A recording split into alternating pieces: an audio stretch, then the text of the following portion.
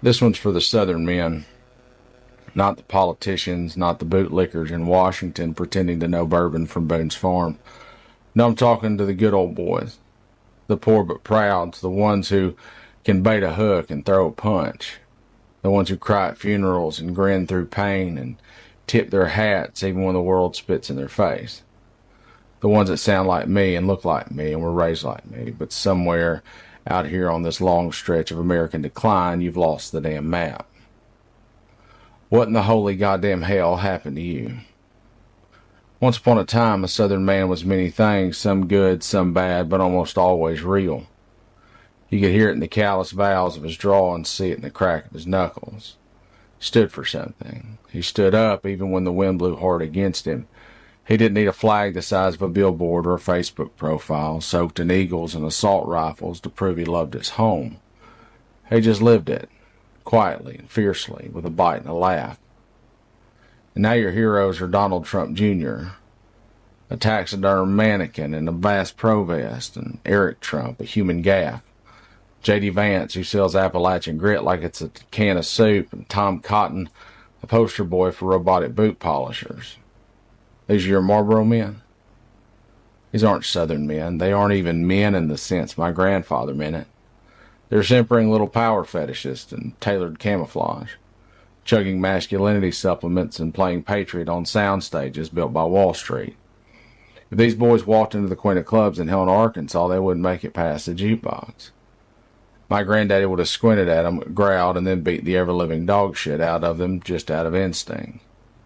He bar fought like it was a second job, and not because he was proud of it necessarily. He actually rarely spoke of it, but because where we come from, there's a language older than words.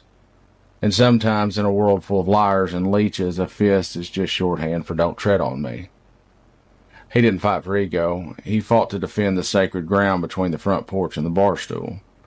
And if you walked in greasy, smug, and full of yourself, the kind of man who'd lie to the waitress and kick a dog, he made sure you left different than you arrived. Donald Trump is just a New York greaseball with hands softer than an overripe peach and a mouth that runs like it's late to a poker game. His sons are worse. Soulless little guys dipped in deer piss and bravado. Junior, with his desperate little beard and his safari outfit, looks like a guy who tries to start fights at Little League games and calls security if it gets sideways. Eric, God bless him, is the kind of guy you'd hand a hammer and spend the next hour and a half watching him try to unscrew a nail. They're not men. They're just hair-gelled cartoons playing lumberjack. They don't work. They don't serve. They don't sacrifice. They don't build or fix or do a goddamn thing but inherit money and lie about it. And yet somehow these are the new standard by which manhood is measured.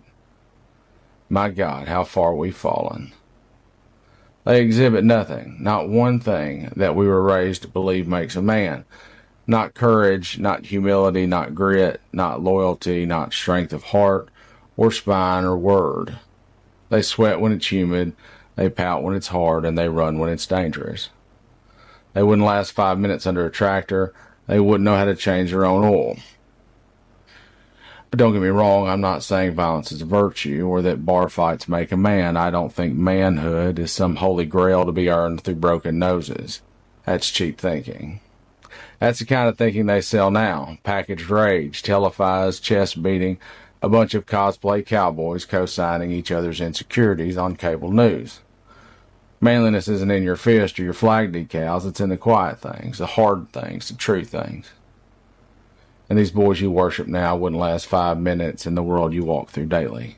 The part that turns my stomach is this. A Southern man, a real one, wouldn't stand for how these clowns behave in public, not toward his wife, not toward his daughters, not toward his children or anyone else's for that matter. He damn sure wouldn't let some orange-tinted loudmouth mock a disabled person or insult a widow, brag about assault, or spit bile at working folks just trying to get by. His mother would have slapped his mouth clean off for half the things these men say, and his grandmother wouldn't even have wasted her breath. We were raised by steel and iron women in church dresses who carried casseroles in one hand and consequences in the other, and now you fly flags with a man's name on them. You worship him like a savior, and you can say you voted for the lesser of two evils if you want, maybe you did, But when you defend him, when you excuse him, when you wave his banner like it's a Stars and Stripes reborn, you're not just complicit, you've already sold your soul. And I don't pretend to have the definition of manhood carved in stone. In fact, I think most definitions are too brittle and break under real pressure. But I do know what it's not. It's not inherited money and gold-plated toilets. It's not screaming on a stage while other people fight your wars and pay your debts. It's not throwing tantrums on television and calling it truth. No. A man is what he does when the storms come. A man is how he treats people who can't do a damn thing for him. A man is what he says when no one is looking, and how he loves when no one else understands. And these slick-haired frauds wouldn't recognize that man if he offered to help them jumpstart their helicopter. Where are the truth tellers? The ones who called out bullshit even when it came from their own side, the ones who didn't kneel to power or party, the ones who didn't want a king, but dared to be goddamn citizens. We've never been perfect down here. God knows the South has blood in its roots and ghosts in its halls, but at least we did have some kind of honor. Raw and flawed, but ours. But now we have cowards playing cowboy and wrapping themselves in Dixie nostalgia while licking the boots of northern con men. You told my grandfather that one day Southern men would kneel. Kneel, God help us, before Yankees with gold toilets and fake tans. He'd have thought you were drunk or possessed by the devil. But here we are. Many once stared down hard times, now waiting in line to be knighted by a game show host. You've made a liar of my grandfather. He told me we don't bend, we don't cower. We speak truth even when it's costly, that you measure a man not by the flags on his truck, but by the weight of his word. We stand on dirt, not marble. That a Southern man for his sins never kisses the ring. And now I see you cheer for the ringmaster and beg to be shackled to him. So let me tell you this, from one of your own, from someone who still walks the same black dirt and still sings the old songs. Stand up. Stop kneeling for fools. Stop praising cowards. Reclaim whatever dignity that once defined you. Not through cruelty and not through guns or flags or chants, but through truth and courage. Through the goddamn backbone that built barns and fought wars and buried family. You used to be better than this. Hell, we used to be better than this. Don't let it die with you. We're Southerners. We're unfit for crowns. We're too proud to bow and too tough to follow weak men with gold names and borrowed backbones. Let the South be known for its integrity and dignity.